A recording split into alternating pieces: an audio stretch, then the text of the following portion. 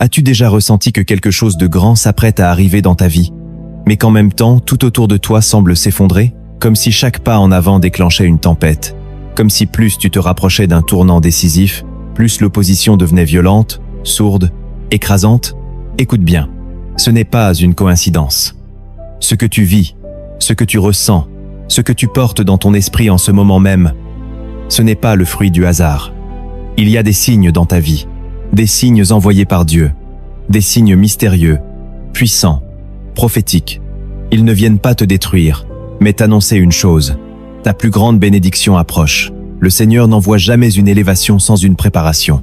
Et cette préparation, elle passe parfois par des chemins de feu, des traversées du désert, des pertes, des silences divins, des incompréhensions, mais aussi par des signes clairs, envoyés à ceux et celles qui ont l'oreille attentive et le cœur sensible. Tu n'écoutes pas cette vidéo par hasard.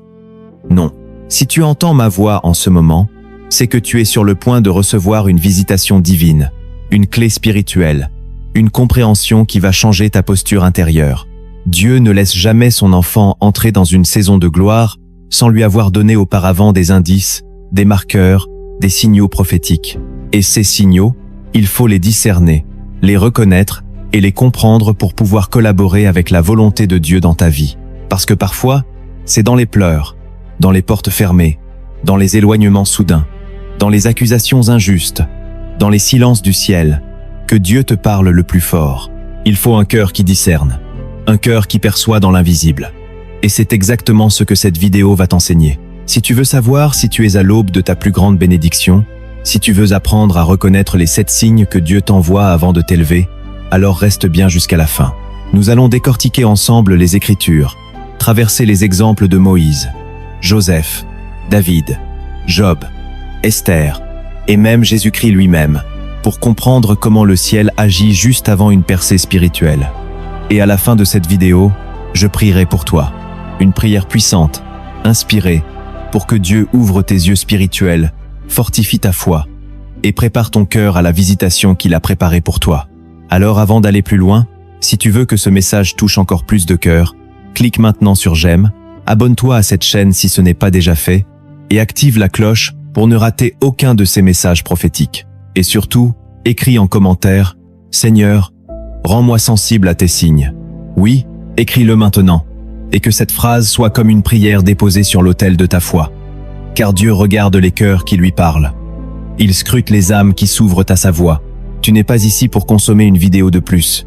Tu es ici parce que le ciel veut te parler. Alors prépare-toi, mets-toi à l'écoute. Ce que tu vas entendre est bien plus qu'un message. C'est une révélation pour ta vie.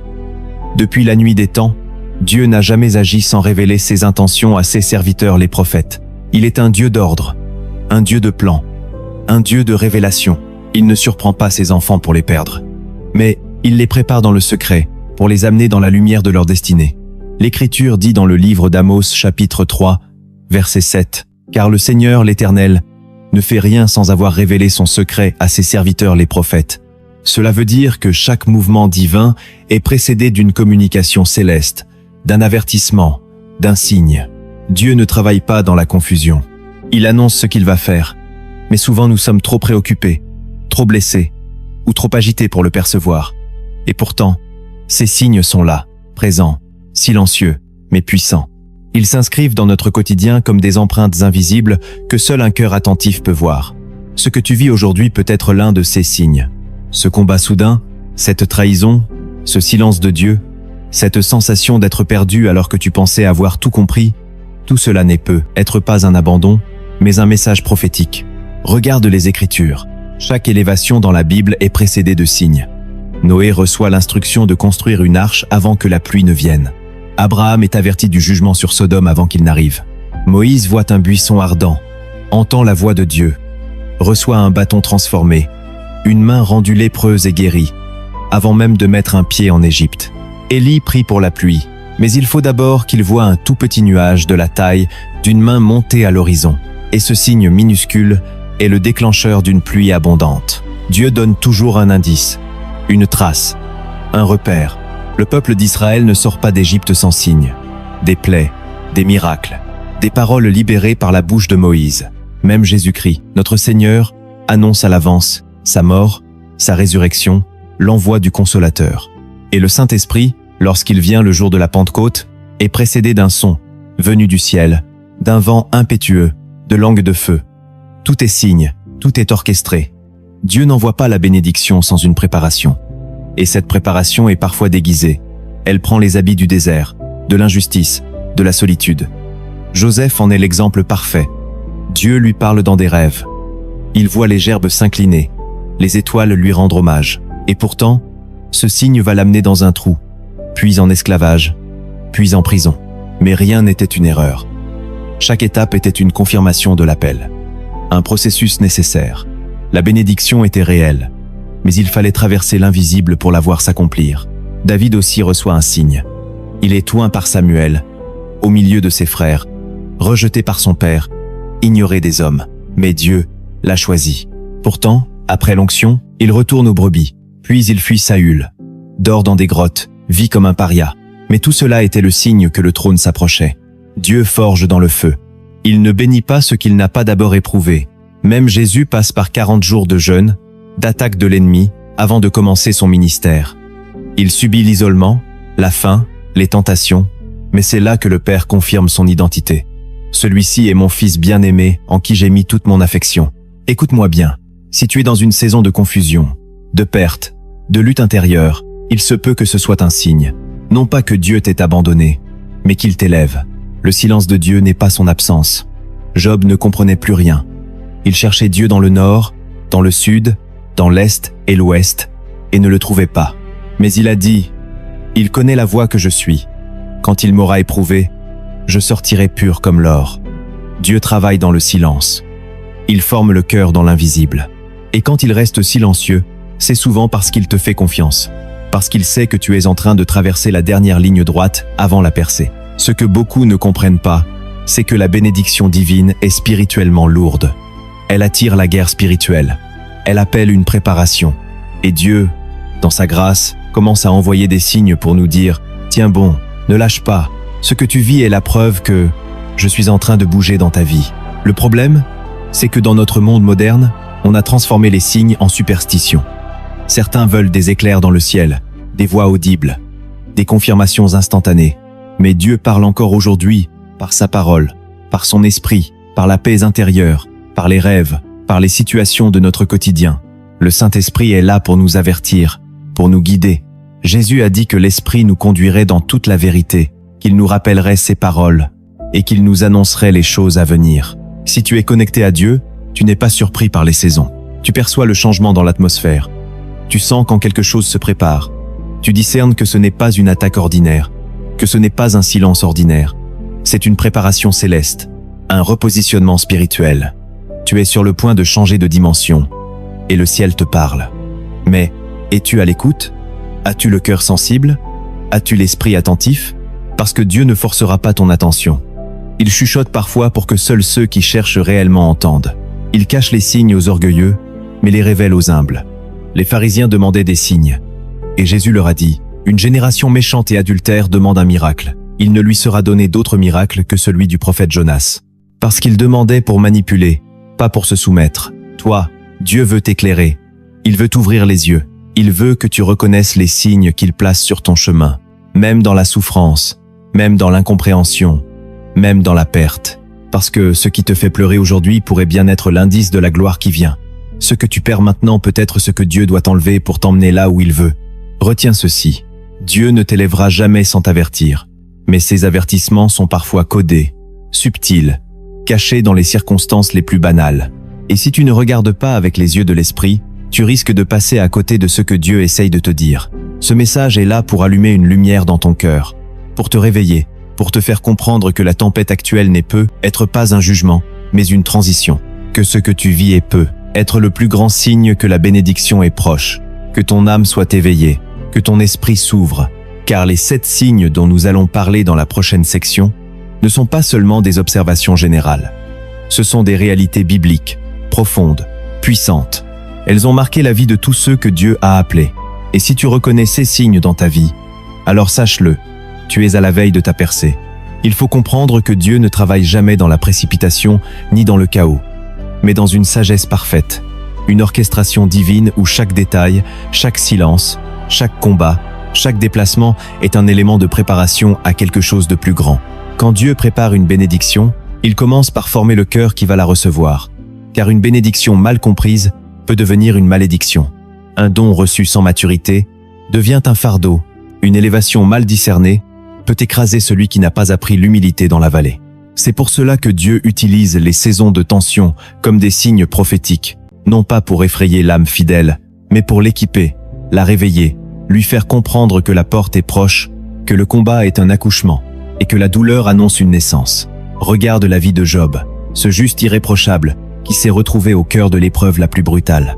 Il a tout perdu en un temps record, ses biens, ses enfants, sa santé, sa réputation, et pourtant, même dans le silence divin, même quand ses amis le jugeaient, même quand sa femme lui disait de maudire Dieu, il a tenu bon. Et qu'a-t-il reçu à la fin? Une bénédiction doublée, une restauration divine. Ce que Job ignorait, c'est qu'il vivait un signe. Ce n'était pas un rejet de Dieu, mais un combat céleste dans lequel Dieu prouvait au monde invisible la fidélité de son serviteur. Ce que tu vis parfois n'a rien à voir avec ce que tu as fait, mais avec ce que tu es en train de devenir. Et Dieu utilise cette saison pour te montrer à toi-même ce qui est en toi. Il te révèle ta propre foi. Il te montre que tu peux continuer à l'aimer, même sans récompense immédiate. Il te montre que ton cœur est attaché à lui, non à ses bénédictions. Et c'est précisément cette posture qui déclenche la bénédiction. Parce que Dieu donne à ceux qui le cherchent lui, pas seulement à ceux qui veulent recevoir des choses de lui. C'est cette foi nue, cette foi pure, cette foi qui dit comme Habakkuk, même si le figuier ne fleurit pas, même si le produit de l'olivier manque, même s'il n'y a pas de brebis dans les étables, je me réjouirai en l'Éternel. C'est cette foi-là qui attire le ciel. Et quand Dieu voit cette foi, il répond. Il envoie des signes. Mais ces signes ne sont pas toujours glorieux. Parfois ce sont des pertes, parfois ce sont des éloignements, parfois ce sont des portes qui se ferment. Mais si tu regardes bien, chaque fermeture est une orientation. Chaque perte est un recentrage. Chaque éloignement est une protection. Dieu t'enlève ce qui va t'empoisonner demain. Il ferme les portes qui vont te détourner de ta mission. Il retire les voies qui vont semer la confusion dans ton âme. Tout cela, ce sont des signes. Mais si tu ne comprends pas le langage de Dieu, tu risques de le combattre au lieu de lui faire confiance. Le peuple d'Israël a vu des signes, mais il ne les a pas compris. Ils ont vu les plaies d'Égypte. Ils ont vu la mer s'ouvrir, la manne tomber du ciel, l'eau jaillir du rocher, la nuée les guider le jour, la colonne de feu la nuit. Et pourtant ils ont douté, ils ont murmuré. Ils ont demandé des signes supplémentaires, oubliant que les signes ne servent à rien quand le cœur n'est pas obéissant. C'est pour cela que Jésus dira, une génération perverse demande des signes, parce que ce n'est pas le signe qui change un cœur, c'est la foi. Le signe confirme. Il n'instruit pas, il accompagne la foi, il ne la remplace pas. Et c'est pourquoi Dieu ne donne pas les signes à ceux qui veulent contrôler, mais à ceux qui veulent se soumettre. Tu dois entrer dans cette posture. Seigneur, je ne veux pas comprendre pour maîtriser. Je veux comprendre pour obéir. Je ne cherche pas à tout savoir. Je cherche à te suivre. Et dans cette attitude, Dieu commence à ouvrir les yeux de ton esprit. Tu commences à voir sa main dans les détails. Tu commences à comprendre pourquoi certaines personnes sont sorties de ta vie. Tu saisis pourquoi certaines prières n'ont pas été exaucées tout de suite. Tu comprends que les détours font partie de l'itinéraire, que l'épreuve est un signe que tu es sur le bon chemin. Oui, tu m'as bien entendu. Parfois, l'épreuve est la preuve que tu es aligné avec la volonté de Dieu. Car l'ennemi ne combat pas ce qui est mort. Il attaque ce qui est porteur de promesses. Il cible ceux qui ont un mandat, une onction, une destinée. Et Dieu le permet pour t'endurcir, te fortifier, t'affiner. Comme l'or passe par le feu, ton âme passe par les saisons de pression. Et au milieu de cette pression, Dieu envoie des signes, des rêves récurrents, une parole biblique qui revient sans cesse, une paix intérieure inexpliquée malgré les tempêtes, une séparation soudaine qui te libère, sans que tu comprennes pourquoi, une sensibilité nouvelle à sa présence. Ce sont là des signes. Et ces signes précèdent la bénédiction. Regarde Esther. Avant d'être couronnée, elle a dû passer par 12 mois de purification. Elle a dû cacher son identité, vivre en retrait, être sélectionnée dans un système païen, être confrontée au risque de mort. Mais tout cela, c'était Dieu qui la positionnait. Et quand le moment est venu, elle a été prête. Ce que tu vis maintenant est peu, être ta saison de préparation, ton moment caché, ton processus invisible. Et chaque douleur, chaque silence, chaque combat est un panneau indicateur sur la route de ta percée. Mais il faut que tu les discernes. Il faut que tu les accueilles. Il faut que tu changes de posture intérieure, que tu passes de la plainte à l'écoute, de la peur à l'attente, du doute à la foi. Car Dieu est en train de parler. Il murmure à ton cœur, « Tiens bon, je t'élève, je prépare quelque chose, je suis là. Même si tu ne me vois pas, je suis en mouvement. » Et dans la prochaine partie de cette vidéo, je vais te révéler ces 7 signes précis, ces 7 signes prophétiques qui, lorsqu'ils apparaissent dans ta vie, sont la preuve que Dieu est en train de te faire entrer dans une nouvelle saison. Prépare ton cœur. Reste jusqu'au bout, car ce que tu vas entendre peut changer ta façon de voir ton présent et transformer ta manière de marcher vers ton futur. Avant que Dieu ne révèle les 7 signes spécifiques qu'il place sur le chemin de ses enfants, il établit d'abord un fondement. Il enseigne des lois spirituelles, invisibles, mais immuables, qui gouvernent la manière dont les bénédictions sont libérées dans la vie de ceux qui lui appartiennent. Car la bénédiction n'est pas un hasard, elle est le fruit d'une progression, d'une formation, d'un alignement. Et tant que le cœur, l'esprit et l'âme ne sont pas accordés à la volonté de Dieu, la promesse demeure suspendue dans les cieux, en attente d'un caractère sanctifié pour l'accueillir. C'est pourquoi tu dois apprendre ces principes comme des clés du royaume. Le premier principe est que Dieu éprouve avant d'élever. Cela signifie que tout ce que tu traverses aujourd'hui est potentiellement une étape de test, une purification, une préparation à quelque chose de plus grand. Regarde la vie de Joseph. Dieu lui donne une vision, un rêve prophétique où ses frères s'inclinent devant lui. Il reçoit une promesse céleste, une confirmation de son appel. Mais au lieu de monter sur le trône, il descend dans la fosse, puis il devient esclave, puis il est emprisonné. Et pourtant, chaque descente était une marche vers la bénédiction, parce que Dieu éprouve avant d'élever. Il teste la fidélité, l'humilité, la patience. Ce que tu crois être un rejet peut être un filtre divin. Ce que tu vis comme une injustice peut être un terrain d'évaluation céleste. Dieu observe tes réactions dans l'épreuve. Il regarde si tu murmures, ou si tu loues, si tu t'aigris, ou si tu te sanctifies. Il veut voir si tu l'aimes pour ce qu'il est, ou pour ce qu'il donne. Et lorsque tu passes ce test, le ciel s'ouvre. Le second principe est que le désert est le chemin de la promesse. Tu ne peux pas entrer dans ton Canaan sans traverser un lieu de sécheresse. Le désert n'est pas un lieu d'abandon, mais un espace d'entraînement. Dieu a fait sortir Israël d'Égypte en un jour, mais il a mis 40 ans pour faire sortir l'Égypte du cœur d'Israël. Ce n'est pas parce que tu es dans un désert que Dieu t'a oublié. Au contraire, c'est souvent le signe que la promesse approche. Jésus, avant de commencer son ministère, passe 40 jours dans le désert. C'est là qu'il est confronté à l'ennemi. C'est là qu'il jeûne, qu'il prie, qu'il affirme son identité. Le désert forge l'âme. Il t'apprend à ne dépendre que de Dieu. Il t'enlève les béquilles, les bruits, les dépendances. Il te ramène à l'essentiel, ta foi. Et dans ce lieu sec, Dieu déverse une pluie d'instruction, une rosée de révélation. Le troisième principe est que le silence de Dieu est un langage spirituel. Quand Dieu ne parle pas, ce n'est pas qu'il est absent, c'est qu'il travaille en profondeur. Job disait « Je cherche Dieu à l'Orient, à l'Occident, au Nord, au Midi, mais je ne le trouve pas.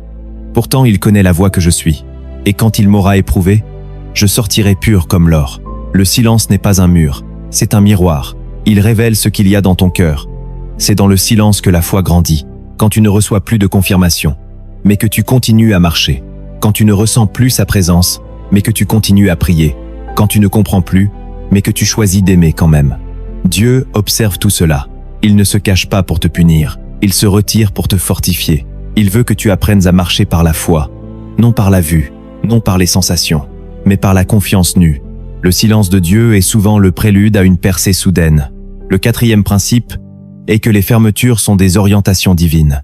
Ce n'est pas parce qu'une porte se ferme que tu t'es trompé. Il est possible que cette fermeture soit voulue par Dieu pour t'empêcher d'aller là où il ne veut pas que tu sois. Paul voulait aller en Asie, mais le Saint-Esprit l'en a empêché, et c'est par une vision qu'il comprend qu'il doit aller en Macédoine. Dieu oriente par les refus, les blocages, les retards. Il utilise l'opposition comme une boussole spirituelle. Apprends à ne pas forcer ce que Dieu bloque. Ne te bats pas pour ressusciter ce que Dieu a décidé d'enterrer.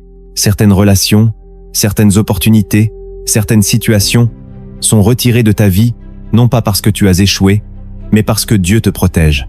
Il voit plus loin, il ferme une porte aujourd'hui pour en ouvrir une meilleure demain. Le cinquième principe est que la confusion précède souvent la révélation. Quand Dieu veut te faire passer à un autre niveau, Il te retire tes repères habituels. Il te fait sortir du confort, il bouscule tes plans, il dérange ton agenda. Moïse a fui l'Égypte dans la panique, pensant avoir raté sa mission, alors qu'il était sur le point d'entrer dans le plan de Dieu. Pierre a renié Jésus, croyant tout avoir perdu, alors qu'il allait devenir le pilier de l'Église. La confusion est parfois le chaos nécessaire pour détruire l'ancien toi et préparer l'homme nouveau. Dieu te déconstruit pour mieux te reconstruire. Il te fait perdre ce que tu pensais être, pour te révéler ce que tu es réellement en lui. Si tu te sens perdu, désorienté, c'est peu. Être que le ciel est en train de déplacer les fondations de ta vie. Et au cœur de cette confusion, une révélation s'apprête à éclater. Dieu est fidèle. Il ne te laissera pas dans le brouillard. Mais il veut que tu traverses ce moment en le tenant par la main, pas en t'appuyant sur ta logique. Il veut te conduire vers une lumière nouvelle. Mais tu dois accepter de marcher par la foi dans l'obscurité temporaire. Car, au bout du brouillard, il y a la gloire. Le 6e principe est que l'humiliation précède toujours l'élévation, car Dieu ne partage pas sa gloire avec l'orgueil, et il n'élèvera jamais un cœur qui s'élève lui-même. Car dans le royaume de Dieu, le chemin vers le sommet passe, d'abord par l'abaissement volontaire et profond du moi intérieur. Et c'est ce que David a vécu après avoir été oint. Il n'est pas allé immédiatement au trône, mais est retourné au champ, oublié par sa famille, rejeté par le roi en place, persécuté comme un criminel, fuyant de grotte en grotte et pleurant en silence. Ses incompréhensions, mais jamais il n'a pris la couronne de ses propres mains. Il a attendu que Dieu le positionne, car l'homme qui se promeut lui-même se mettra en guerre contre le ciel, tandis que celui qui s'abaisse, sous la main de Dieu sera élevé au temps convenable. Jésus lui-même n'a pas été exempt de ce principe, bien qu'il soit fils de Dieu. Il s'est abaissé jusqu'à la condition d'un serviteur, obéissant jusqu'à la mort, même la mort sur une croix. C'est pourquoi Dieu l'a souverainement élevé et lui a donné le nom au-dessus de tout nom. Si tu traverses une saison où tu es humilié, rejeté, mis de côté, considère cela comme un autel invisible, où Dieu est en train de brûler ce qui ne doit pas monter avec toi, car l'orgueil dans ton cœur est un poison silencieux, et Dieu veut te guérir avant de te donner plus. Il veut que tu sois assez petit pour porter quelque chose de grand. Le 7e principe est que l'obéissance silencieuse déclenche les percées spirituelles. Il y a des bénédictions que tu n'obtiendras jamais en parlant, mais en obéissant, Abraham n'a pas reçu de plan détaillé, il a reçu une instruction: quitte ton pays, la maison de ton père, et va dans le pays que je te montrerai.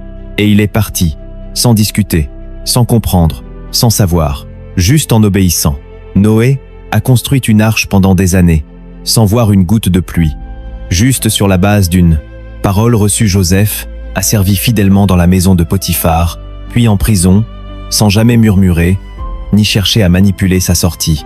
Dieu bénit ceux qui lui obéissent, même quand rien ne semble bouger, même quand l'obéissance coûte.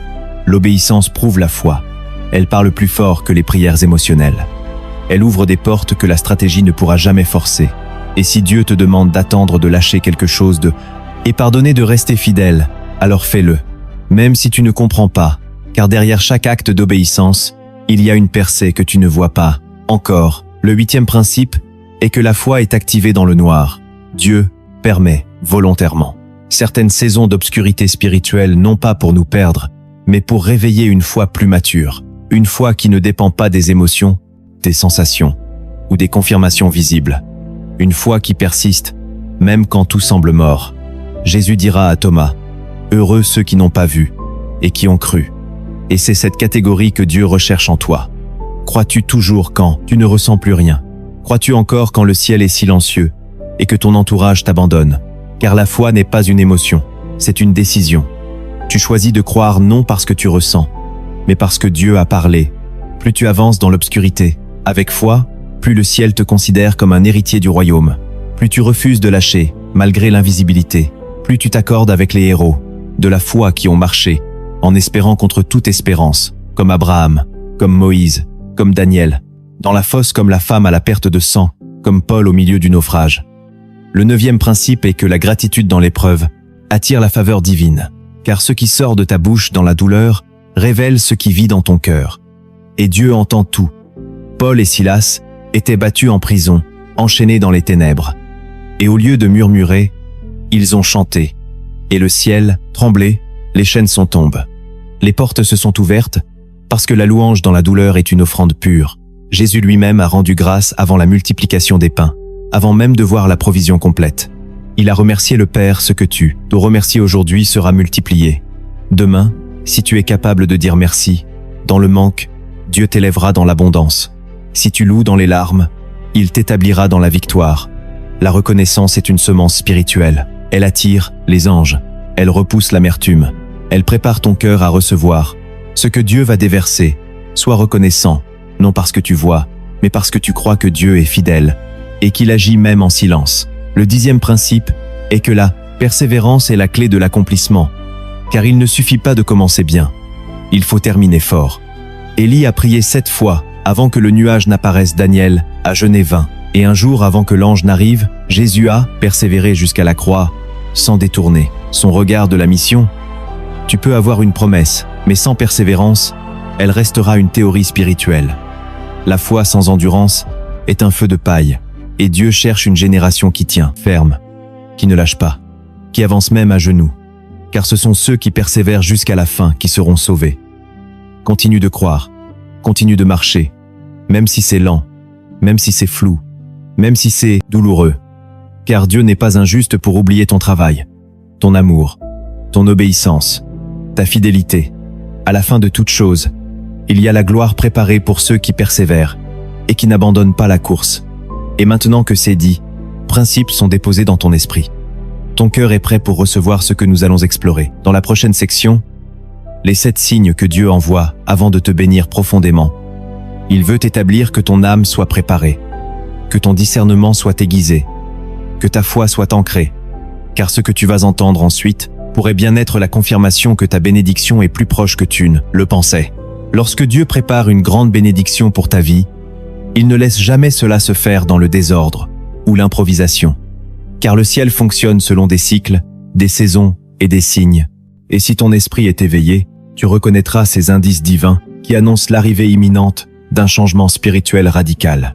Le premier signe que Dieu envoie juste avant une grande bénédiction, c'est une séparation soudaine et inattendue.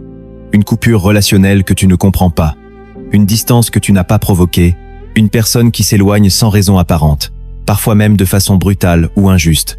Et pourtant, dans ce mouvement douloureux, se cache une sagesse céleste. Car Dieu sait que tout ce qui ne porte pas ta destinée ne peut pas t'accompagner vers ta bénédiction. Il sait que certains liens sont des distractions, des retards, des pollutions silencieuses, et qu'avant de verser l'huile fraîche sur ta tête, il doit t'émonder, te détacher de Lot pour que tu vois la terre promise avec clarté. Car tant que Lot restait avec Abraham, Dieu ne lui parlait pas de l'héritage. Mais dès que la séparation a eu lieu, la vision est revenue. C'est pourquoi tu ne dois pas interpréter chaque éloignement comme une attaque, mais comme une stratégie divine, car certains départs sont des délivrances déguisées, et certains silences sont des purifications. Ce que tu perçois comme une perte peut être une libération surnaturelle, que tu comprendras après la bénédiction seulement, pas avant, car Dieu coupe avant d'ouvrir. Il retire avant de donner, il vide avant de remplir. Alors, si tu es dans une saison où des relations tombent, où des cercles se brisent, ne t'accroche pas à ceux que Dieu est en train d'enlever. Bénis, relâche et avance, car tu n'as pas besoin de Lot pour entrer dans ton Canaan. Le deuxième signe que Dieu envoie avant une percée majeure, c'est une intensification brutale de l'opposition spirituelle. Un combat qui surgit soudainement et qui semble disproportionné, des attaques que tu ne comprends pas. Une guerre dans les pensées, dans ton entourage, parfois dans ton propre corps. Et ce n'est pas parce que tu es en désobéissance, c'est précisément parce que tu es en alignement. Car l'ennemi sent quand une élévation approche, il perçoit le mouvement céleste avant toi. Il sent la promotion divine, alors il déclenche des vagues d'oppression pour te faire reculer, pour te fatiguer, pour te pousser à abandonner à quelques mètres de la promesse. Mais ce que tu dois comprendre, c'est que cette intensification du combat est un signe spirituel que le ciel bouge, que le royaume de Dieu s'approche, que tu es sur le point de basculer dans une nouvelle dimension, et c'est pourquoi il te faut résister, tenir bon, persévérer, car si tu fléchis maintenant, tu risques de rater ce que tu as attendu toute ta vie. Souviens-toi de Job, c'est juste avant sa restauration que la tempête a atteint son sommet. Et regarde Jésus, c'est juste avant la croix que l'agonie du jardin de Gethsémanée a failli l'écraser, car l'adversaire attaque toujours avant la manifestation de la gloire. Alors si ton combat s'intensifie, réjouis-toi en esprit, car cela veut dire que la percée est proche, très proche. Le troisième signe que Dieu envoie, c'est un vide intérieur profond et inexplicable. une sensation de sécheresse spirituelle, un silence pesant de la part de Dieu, une perte de goût, ce qui te nourrissait autrefois, et tu te demandes ce qui ne va pas. Tu cherches la faute, mais en réalité, Dieu t'a mis dans un cocon spirituel. Il te retire les béquilles émotionnelles, il coupe les voix extérieures, il éteint les lumières humaines, pour que tu apprennes à reconnaître sa voix dans le silence. Car la maturité spirituelle naît dans le désert, pas dans l'euphorie. Et ce vide que tu ressens, ce creux dans ton âme, n'est pas un abandon, mais une invitation. Dieu veut te faire descendre plus profond en lui. Il veut élargir ta capacité intérieure. Il veut te préparer à recevoir plus. Mais pour cela, il doit d'abord te vider, te briser, t'épurer. Et si tu acceptes ce vide comme un appel à l'intimité, alors tu vas découvrir une profondeur avec Dieu que tu n'as jamais connue auparavant. Car ceux qui l'ont cherché dans les ténèbres le connaissent dans la lumière avec puissance. Souviens-toi de David qui disait dans les psaumes « Mon âme a soif de toi, mon cœur soupire après le Dieu vivant. » C'est cette soif-là qui attire la pluie du ciel. Alors ne fuis pas le vide, habite-le, et laisse le Saint-Esprit y creuser un puits. Le 4e signe que Dieu t'envoie avant une bénédiction majeure, c'est un repositionnement soudain, parfois incompréhensible. Un déplacement physique, professionnel, relationnel ou spirituel, une transition imposée qui bouleverse ton rythme, ta sécurité, tes habitudes, et tu te retrouves dans un endroit nouveau, inconfortable, peut être même déroutant, mais c'est précisément là que Dieu va te visiter.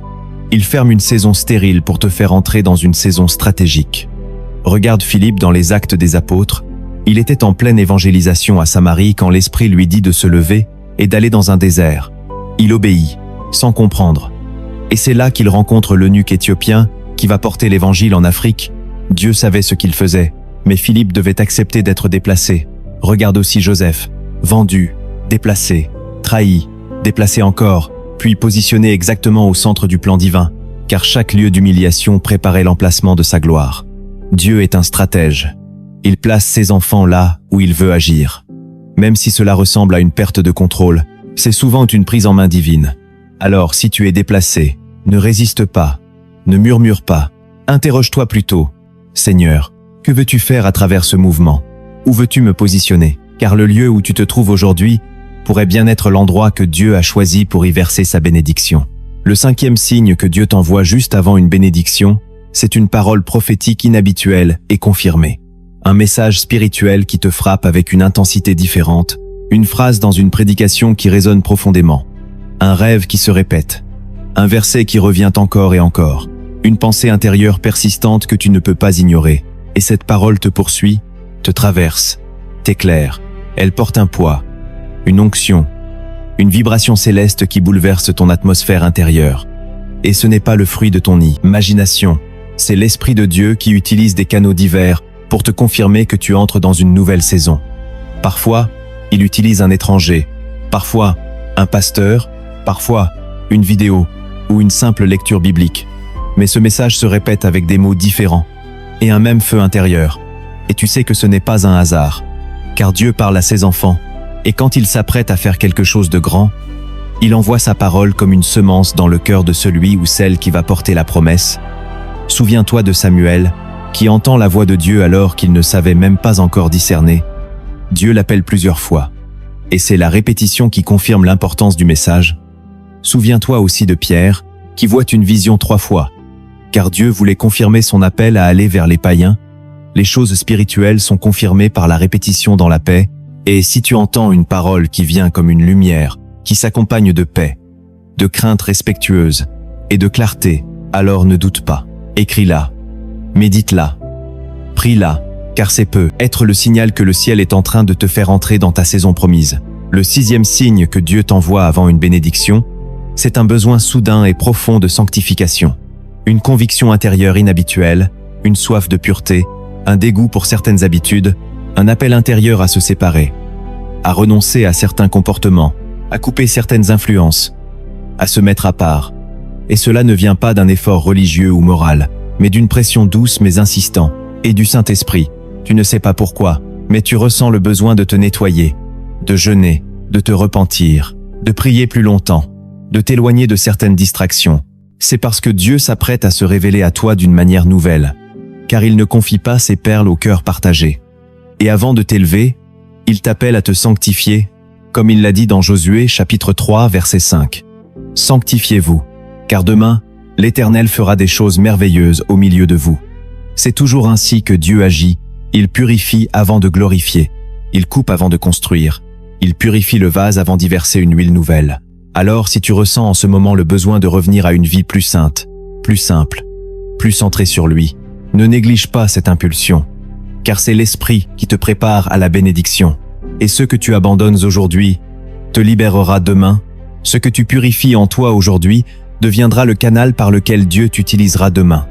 N'attends pas que le feu tombe pour te sanctifier, car le feu ne descend que sur l'autel qui a été mis en ordre, et le 7e signe que Dieu envoie avant une bénédiction puissante, c'est une accélération soudaine et inexpliquée des circonstances.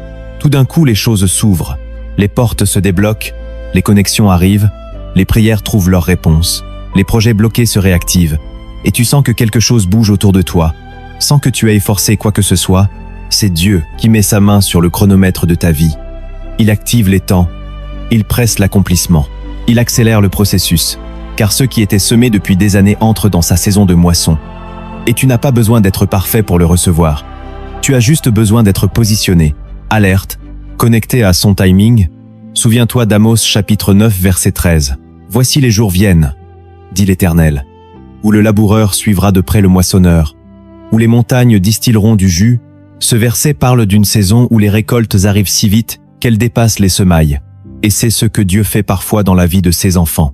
Une accélération divine, surnaturelle, une grâce inhabituelle.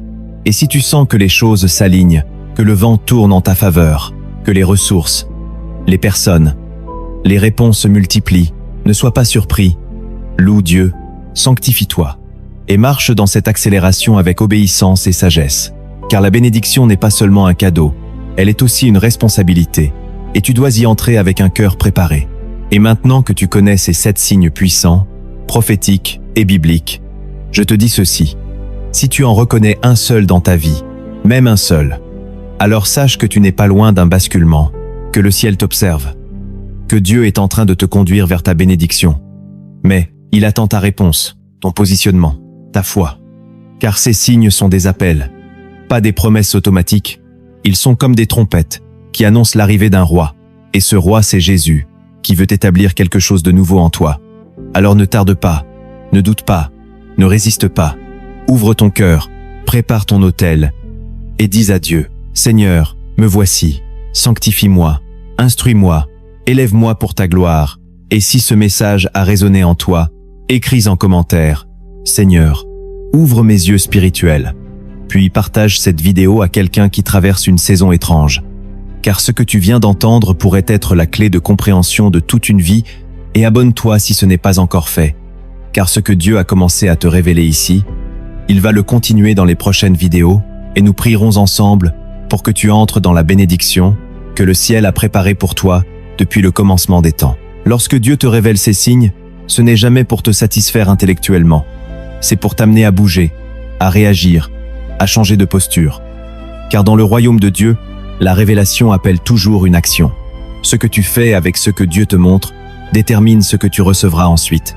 Car une bénédiction non préparée peut être un piège, une porte mal abordée peut devenir un désert. C'est pourquoi l'Esprit de Dieu t'invite maintenant à entrer dans une dimension d'application, de positionnement, de transformation. Car les signes ne suffisent pas. Si tu ne t'alignes pas avec ce qu'ils appellent, tu dois maintenant apprendre à aligner ta vie avec les mouvements de Dieu, car ton obéissance aujourd'hui déterminera la saison que tu vivras demain. La première chose que tu dois faire, c'est apprendre à écouter Dieu dans les saisons étranges. Quand tout semble flou, incertain, quand tu ne reconnais plus rien autour de toi, c'est là qu'il faut aiguiser ton oreille spirituelle. Samuel a entendu la voix de Dieu la nuit, sans expérience, sans modèle. Mais parce qu'il a répondu, il est devenu un prophète établi. Tu dois cultiver le silence, éteindre les bruits, entrer dans une écoute volontaire, passer du temps sans rien dire, juste pour que ton esprit capte le murmure de Dieu. Ensuite, il faut nettoyer ton autel intérieur. Tu ne peux pas recevoir une bénédiction de feu sur un autel rempli de cendres. Tu dois faire le ménage dans ton cœur, dans tes habitudes, dans tes pensées, dans ton entourage, abandonner le compromis, fermer les portes à l'ennemi, pardonner ceux qui haine blessé, supprimer ce qui t'éloigne de Dieu et restaurer une atmosphère pure, car le Saint-Esprit est sensible, il ne se manifeste pas dans la confusion, mais dans la sainteté, puis tu dois renoncer à la logique humaine pour entrer dans la foi surnaturelle, car Dieu ne fonctionne pas selon les règles de ce monde.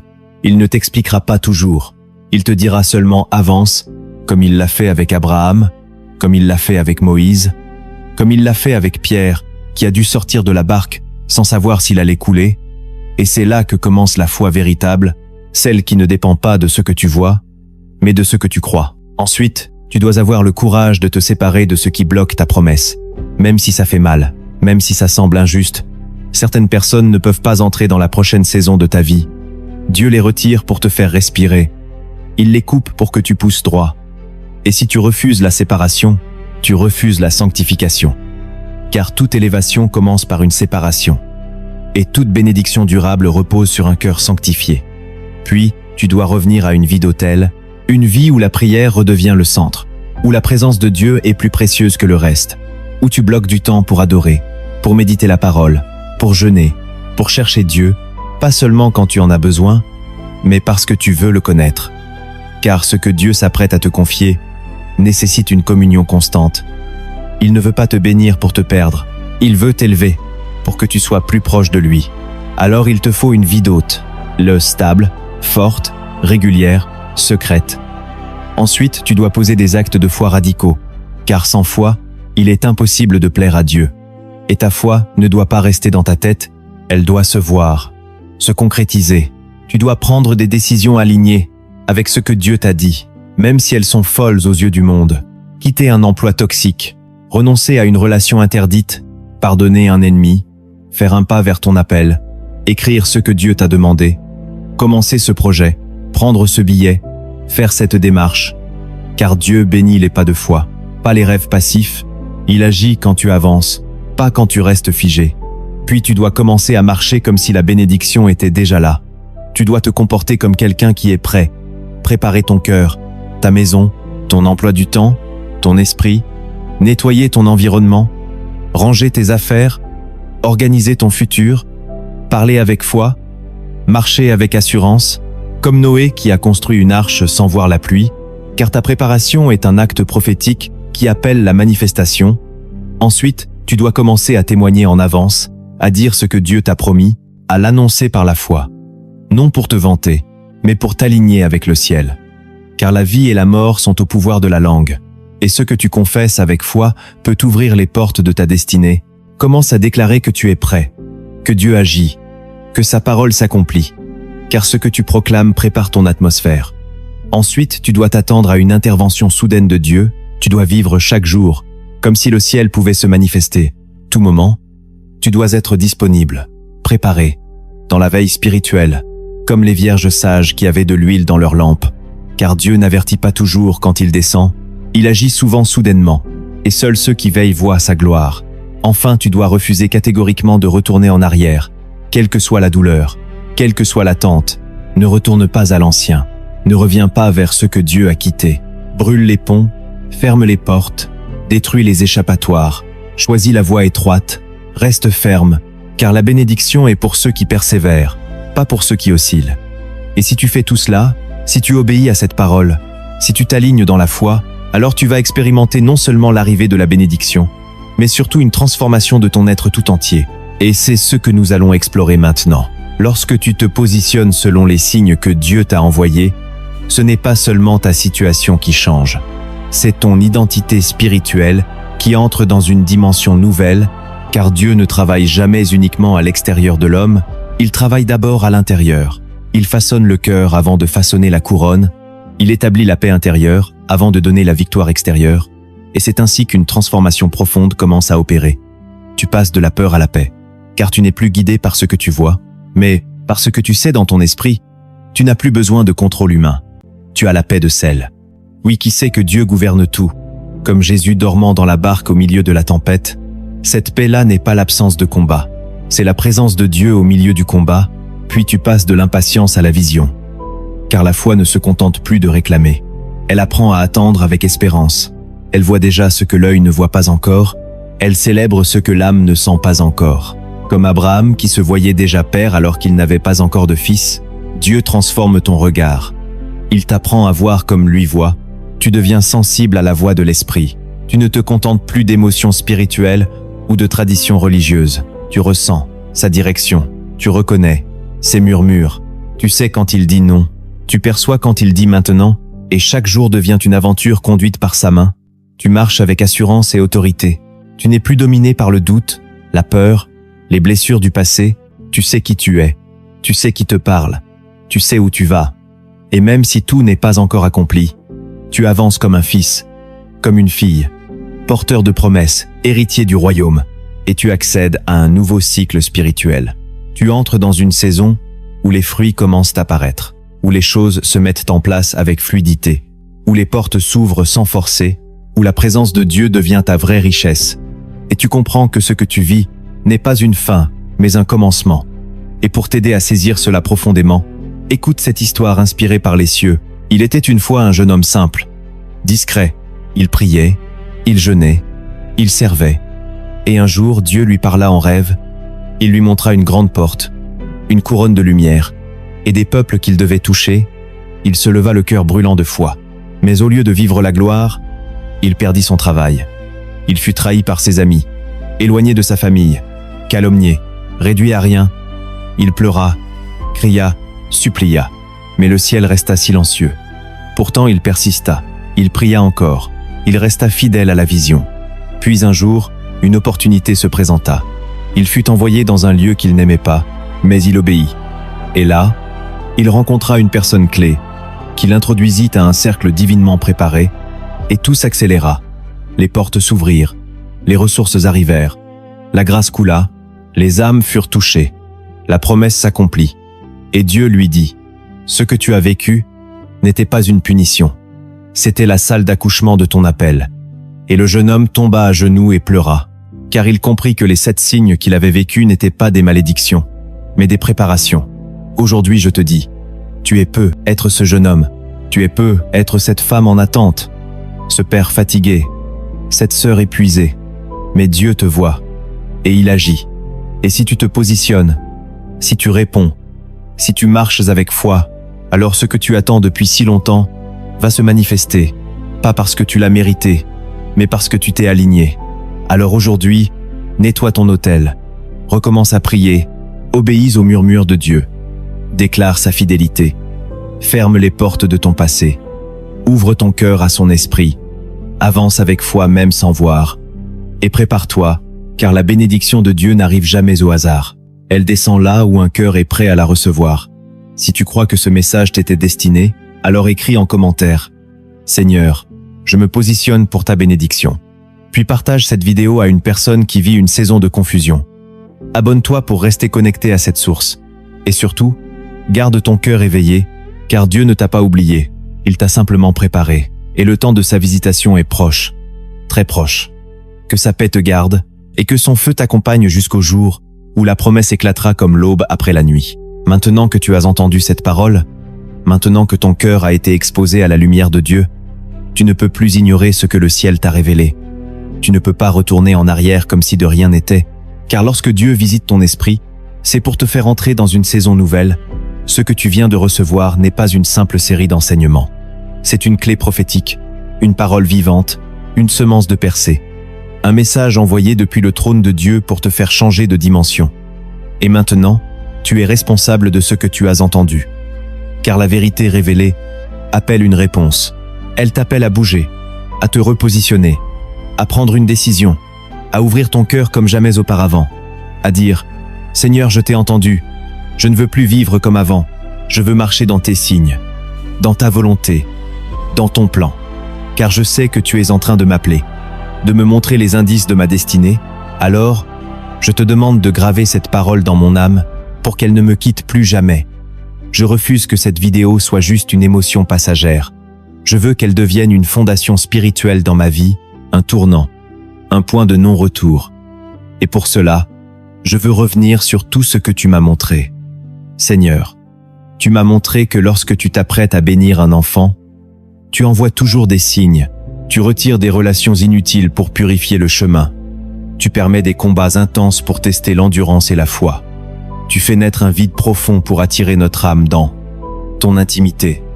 Tu nous repositionnes stratégiquement même quand cela nous coûte. Tu nous parles par des paroles prophétiques qui reviennent avec puissance. Tu éveilles en nous un besoin soudain de sanctification et tu ouvres des chemins avec une accélération surnaturelle. Ces signes sont la preuve que tu es en mouvement, que tu n'as pas oublié, que tu prépares quelque chose, et si je reconnais même un seul de ces signes dans ma vie, alors je sais maintenant que je suis sur le point de basculer dans ma bénédiction.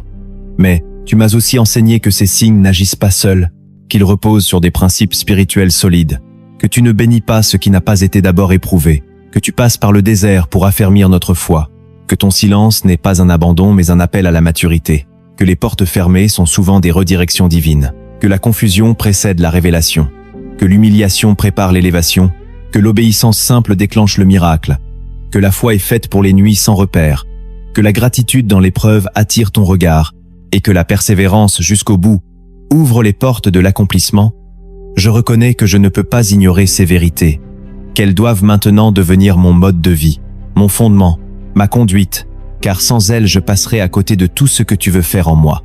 Et pour cela, je choisis aujourd'hui de répondre. Je veux m'aligner à ton cœur. Je veux me tenir debout là où d'autres abandonnent. Je veux obéir même quand cela me coûte. Je veux purifier mon autel. Je veux mettre de l'huile dans ma lampe. Je veux te dire, avec sincérité, Seigneur, je me tiens prêt pour ce que tu veux faire, même si je ne comprends pas tout, même si je ne vois pas encore. Je crois que tu es fidèle. Je crois que tu es en train d'ouvrir une nouvelle saison. Et je ne veux pas rater ce que tu as préparé pour moi. Alors je te donne ma volonté. Je te donne mes projets, mes émotions, mes peurs, mes attentes, mes regrets. Je te donne tout pour que tu fasses de moi un homme, une femme selon ton cœur. Je refuse d'être seulement un auditeur. Je veux devenir un instrument, un porteur de ta gloire, un témoin de ta fidélité. Je veux être trouvé prêt. Je veux être trouvé fidèle. Je veux que le ciel m'identifie comme quelqu'un qui a cru jusqu'au bout, qui a résisté dans la foi, qui a attendu sans fléchir, qui a prié même quand tout était sec. Car c'est à ces âmes que tu confies tes bénédictions. Et je choisis aujourd'hui de faire partie de ce peuple, de cette génération qui ne baisse pas les bras, qui se sanctifie même dans la vallée, qui se positionne même quand tout semble s'écrouler. Car je sais que la promesse est réelle. Je sais que ton alliance est intacte. Je sais que tu es le Dieu qui agit soudainement. Et que ce que tu as commencé en moi, tu vas l'accomplir dans ta fidélité. Seigneur mon Dieu, je me tiens devant toi avec tout ce que je suis, avec mes faiblesses, mes combats, mes incompréhensions, mes douleurs, mais aussi avec mon cœur grand ouvert, avec ma foi fragile mais sincère, avec mon âme qui soupire après toi. Car je crois que tu m'as parlé à travers ce message. Je crois que ce n'était pas une vidéo de plus, mais une visitation divine, une convocation céleste, une parole prophétique déposée dans ma vie pour déclencher un changement éternel. Alors aujourd'hui, je te demande de m'aligner complètement à ta volonté. Je te demande de m'arracher à tout ce qui bloque ma bénédiction. Je brise maintenant, au nom de Jésus, tout esprit de peur, de passivité, de doute, de compromis. Je renonce à toute pensée d'échec, à toute logique charnelle, à toute distraction, à tout attachement toxique. Je déclare que je suis à toi et que ma vie t'appartient. Je ne veux plus suivre mes émotions. Je veux suivre ta voie. Je ne veux plus m'appuyer sur mon intelligence, mais sur ton esprit. Viens me sanctifier. Viens me purifier. Viens me repositionner.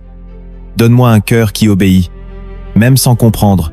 Un cœur qui persévère même quand tout semble figé. Un cœur qui veille même dans la nuit. Car je sais que tu es fidèle. Je sais que tu ne mens pas. Je sais que tu tiens ta parole. Alors, je te donne mon désert. Je te donne mes pertes. Je te donne mes silences. Je te donne mes frustrations. Et je te dis, fais de moi ce que tu veux. Je suis prêt à recevoir ta bénédiction non pour m'élever moi-même, mais pour glorifier ton nom. Fais de ma vie un témoignage vivant. Une preuve que tu agis encore, que tu réponds encore, que tu élèves encore ceux qui espèrent en toi. Je déclare maintenant que ma maison est bénie, que mon esprit est libre, que mon chemin est éclairé, que ma saison change au nom puissant de Jésus. J'active dans ma vie tout ce que le ciel a retenu à cause de mon inaction. Je débloque maintenant par la foi ce que tu avais prévu depuis longtemps. Je reçois la paix, je reçois la clarté, je reçois l'onction, Je reçois la force pour avancer, et je proclame que plus rien ne sera comme avant, car je suis marqué par cette parole. Je suis scellé par ta présence. Je suis visité par ton feu, et je te rends toute la gloire, Père, pour ce que tu fais, ce que tu es, ce que tu prépares. Je te remercie pour chaque personne qui a reçu cette parole avec foi. Je te prie de visiter leur maison, leurs enfants, leur corps, leurs projets, leur avenir, qu'ils voient ta main, qu'ils entendent ta voix, qu'ils discernent tes signes, et qu'ils aient le courage d'y répondre pleinement, avec audace, avec foi, avec obéissance. Je te rends grâce pour la saison de percée qui s'ouvre, pour les portes qui s'ouvrent sans effort humain, pour les connexions divines, pour les transformations intérieures profondes, pour la restauration des âmes fatiguées, pour les miracles soudains, pour les appels renouvelés, pour les cœurs relevés, pour les vocations réveillées, pour les hôtels familiaux restaurés, pour les témoignages à venir, pour les larmes qui se changent en chant, pour les ténèbres qui se dissipent, et pour la lumière de ta gloire qui vient embraser une génération entière. Seigneur, je proclame que celui qui a écouté cette vidéo jusqu'à la fin est sous une onction nouvelle, une faveur renouvelée, une pluie de grâce, une élévation prophétique. Et je te prie de faire éclater cette parole dans sa vie comme un feu qui consume tout ce qui est mort et qui fait naître une vie nouvelle, une force nouvelle. Et maintenant, à toi qui entends cette prière, je te dis, ne garde pas ce que tu as reçu pour toi seul. Partage cette vidéo avec une personne qui traverse une saison de trouble, une personne qui a besoin d'entendre que Dieu agit encore, que Dieu parle encore, que Dieu prépare encore des bénédictions. Écris en commentaire avec foi, « Seigneur, je me tiens prêt pour ce que tu veux faire. » Puis abonne-toi, si ce n'est pas encore fait, pour rester connecté à cette voie spirituelle qui va continuer de t'éclairer, de t'enseigner et de t'emmener toujours plus loin avec Dieu. Clique sur « J'aime » pour que ce message touche encore plus de cœurs et que l'algorithme de YouTube soit un instrument de Dieu pour réveiller des âmes. Et surtout, partage ce message sur WhatsApp, car il ne s'agit pas de vidéos, il s'agit de destinée, il s'agit de bénédictions en attente, il s'agit de percées suspendues, il s'agit de portes qui doivent s'ouvrir, et tu es peu, être le canal par lequel une vie va être changée. Alors sois obéissant, sois audacieux, sois prophétique, et va jusqu'au bout de cette parole, car ce n'est pas la fin, c'est un commencement. Le ciel bouge, la terre tremble, et Dieu est prêt à agir. Il n'attend plus que ton positionnement, ton oui, ton feu intérieur. Alors lève-toi, entre dans ta saison, et que la bénédiction que Dieu t'a montrée devienne réalité au nom puissant de Jésus. Amen.